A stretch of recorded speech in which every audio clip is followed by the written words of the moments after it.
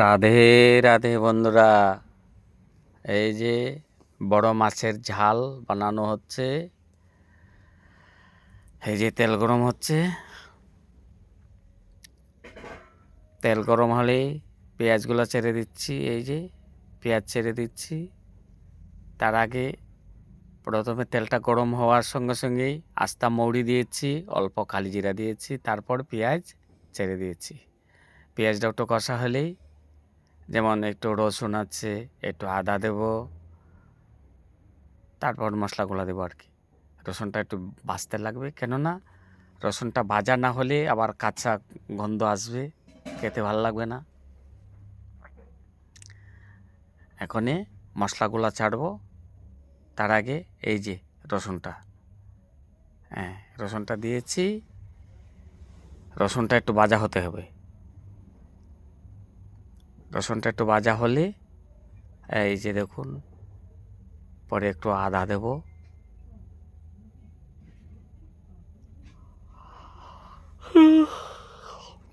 এই যে আদা দিচ্ছি। আদা রসুনটা ভাজা হবে, পরে মশলা দেব। দেখুন, একটা জিনিস বন্ধুরা, এটা একটু মনে রাখতে লাগবে, কেননা ভিডিওগুলো পুরোটা দেখতে হবে। আপনারা একটু ধৈর্য সহকারে দেখবেন। যদি পুরোটা না দেখেন তাহলে আপনারা পুরোটা পাবেনও না। কখন কি দিয়েছি সেটা হয়তো দেখলেন না, তাহলে আপনি রান্না করার সময় এটা মিডিলে চলে যাবে। এই যে জিরে গুঁড়ো, হলুদ গুঁড়ো, মরিচ গুঁড়ো, এই যে ধনিয়া গুঁড়ো দিয়েছি।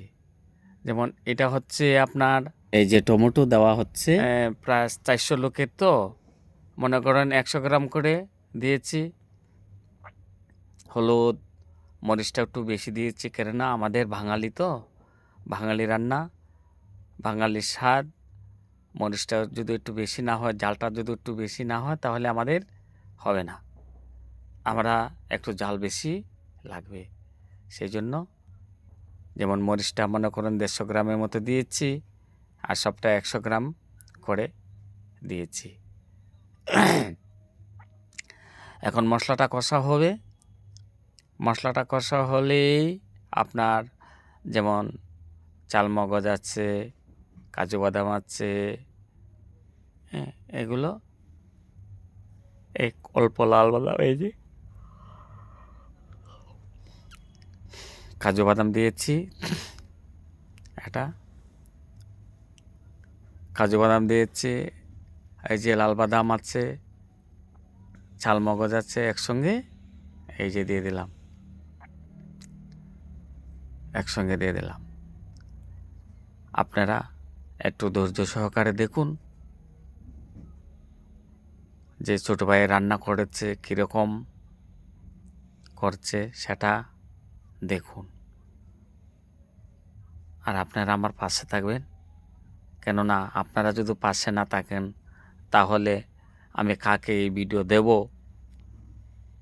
আপনারা যদি না দেখেন, আপনারা যদি আমার পাশে না থাকেন, সবাই লাইক শেয়ার কমেন্ট করবেন ছোটো ভাইকে আপনাদের পাশে দাঁড়ানোর জন্য। এই যে কাশ্মীরি একটু দিয়েছি, কাশ্মীরিটা দিয়েছি কালারটা যাতে ঠিক থাকে, সেই জন্য।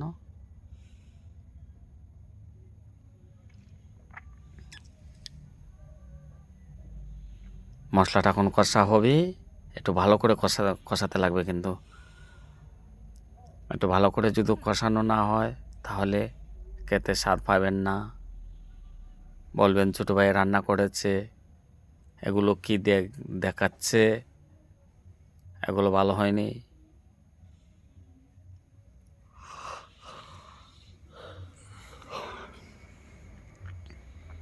হ্যাঁ, বাস, এই যে ঝোল ছেড়ে দিয়েছি।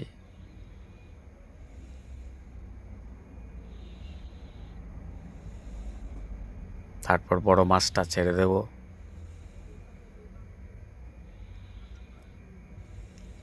বড় মাছটা ছেড়ে দেব। একটু কাঁচা লঙ্কা বাটা দেব। লাস্ট থেকে তো একটু ধনিয়া পাতা দিয়ে নামাবো।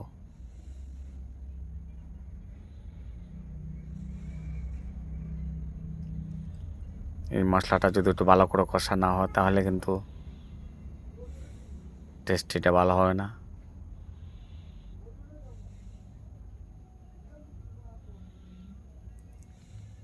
এই যে দেখুন, এখন মাছটা ছেড়ে দেবো। এই যে কাঁচা লঙ্কা বাটা দিয়েছি আর ওর উপর। আমাদের বাঙালি মানুষ না আমরা, একটু ঝালটা ভালো না হলে খেতে স্বাদ পাবো না। এই যে মাছগুলো ছেড়ে দিচ্ছি, বড় মাছের ঝাল। হ্যাঁ, এটা মানে সিম্পলভাবে বানানো হচ্ছে। বড় মাছের ঝাল, বাবা বাবা, বেশ খেতে না খেয়ে স্বাদ হবে। আহ,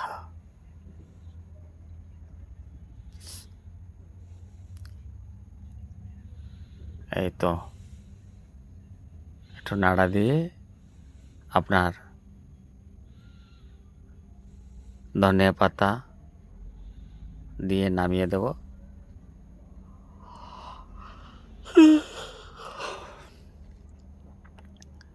ধনিয়া পাতা দিয়ে নামিয়ে দেব। একটু জাল উঠতে থাকো, একটু ফুটে গেলে ধনিয়া পাতা দেবো, দিয়ে নামিয়ে দেব।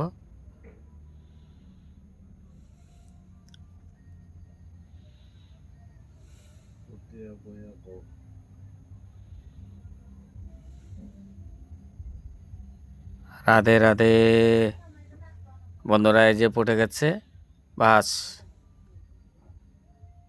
এই যে ধনিয়া পাতা দিচ্ছি, ধনিয়া পাতাটা দেব, দিয়ে নামিয়ে দেব। জয় রাধে, জয় নিতাই।